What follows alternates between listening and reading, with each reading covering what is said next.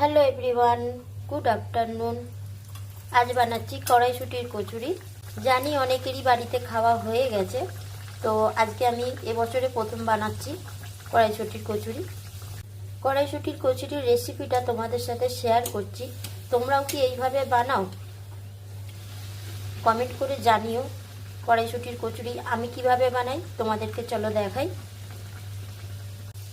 একটাও কিন্তু দেখো ফেটে যায়নি, সব কটাই ফুলো ফুলো হয়েছে। দেখো, কড়াইশুঁটির কচুরি করতে এই যে কড়াইশুঁটিগুলো দেখো একটুখানি গরম জলে আমি নরম করে নিয়েছি।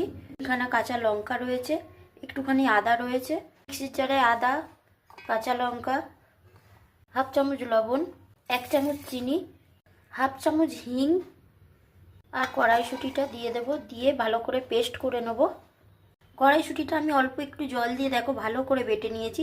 যেহেতু মিক্সিতে বেটেছি, একটু জল না দিলে ভালো করে বাটা হবে না, তাই জন্য একটু জল দিয়ে বেটেছি। ছোলার ছাতু নিয়ে নিচ্ছি আমি বড় চামচের 2 চামচ মতন। কড়াইতে দিয়ে দিয়েছি সাদা তেল আর 1 চামচ ঘি। ঘি আর তেলটা দেখো ভালো করে গরম হয়ে গেছে। জোয়ান আর কালো জিরে দিয়ে দিচ্ছি ফোড়নে। ফোড়নটা ভাজা ভাজা হয়ে গেছে। হিংটা যেহেতু কড়াইশুঁটির সাথে বেটে দিয়েছি, তাই জন্য হিংটা দিলাম না। এবার ফোড়নের ওপর কড়াইশুঁটি বাটাটা আর ব্যাস, ছোলার ছাতুটা আর কড়াইশুঁটি বাটাটা একসাথেই আমি দিয়ে দিলাম। এবার ভালো করে নেড়ে নেব, ভালো করে নাড়াচাড়া করব। 2 মিনিট নাড়াচাড়া করলেই দেখো কচুরির পুর একদম রেডি হয়ে যাবে।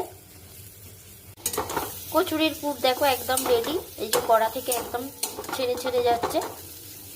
এবার নামিয়ে নেব পুরটা। কচুরির পুরটা দেখো ঠান্ডা হয়ে গেছে, আর এখানে আমি ময়দাটাও মেখে রেখেছি। ময়দা মাখানোটা আর দেখালাম না। ময়দার লেচি কেটে বাটি মতন করে নিয়েছি। এতটা করে পুর দিয়ে দেব ময়দার মধ্যে। এবার মুখগুলো সিল করে দেব ভালো করে। কচুরিগুলো দেখো বেলা হয়ে গেছে, এই যে বেলা হয়ে গেছে। এবার ভেজে নেব। ফুলকপি আলুর কষা আর হচ্ছে কড়াইশুঁটির কচুরি। তো কড়াইশুঁটির কচুরি একটা তোমাদের আমি ছিঁড়ে দেখাই। এই যে দেখো, এই হচ্ছে কড়াইশুঁটির কচুরি। তো এখন এই পর্যন্তই, চলো টাটা।